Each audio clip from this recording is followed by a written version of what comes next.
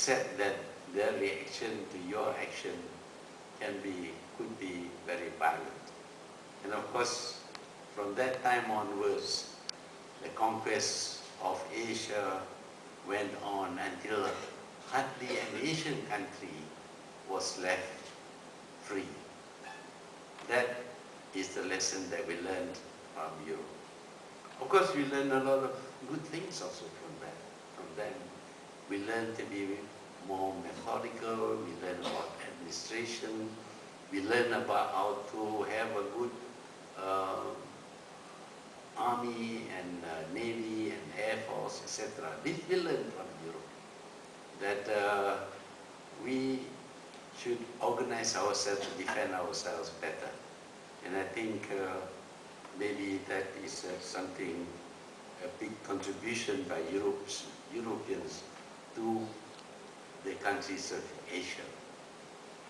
But what about the lessons that Europe and the West can learn from the nations and peoples of Asia?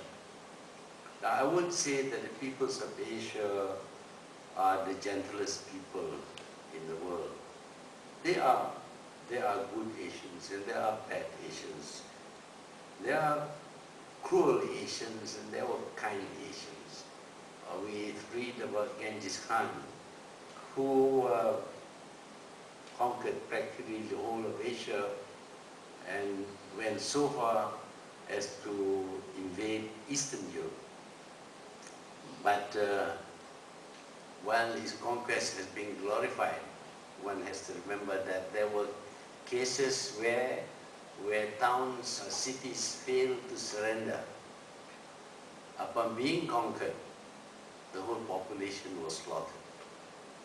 And they used to pile up the dead bodies and the heads in a pyramid to demonstrate, to remind the people there that you don't play around with the Mongols. So Asians can be very, very cruel also. But the instances perhaps are fewer, because Asians did not conquer countries and occupy them as colonies. They did not do that. They conquered, yes, the armies of the Mongols went through Turkey and Eastern Europe and India, etc.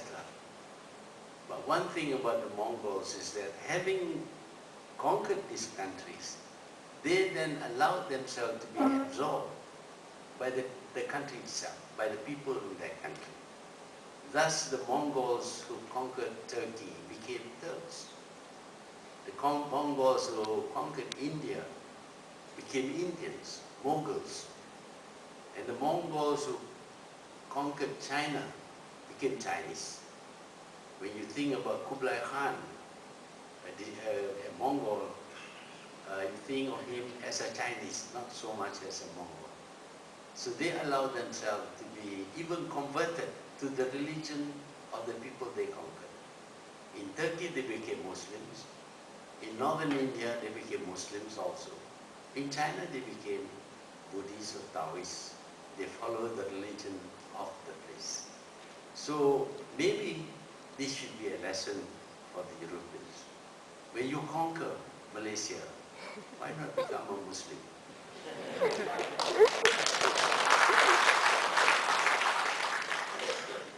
But of course, that's not the way.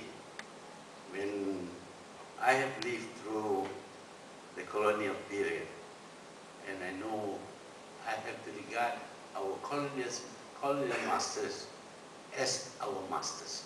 We have to call them master, Tuan Malay.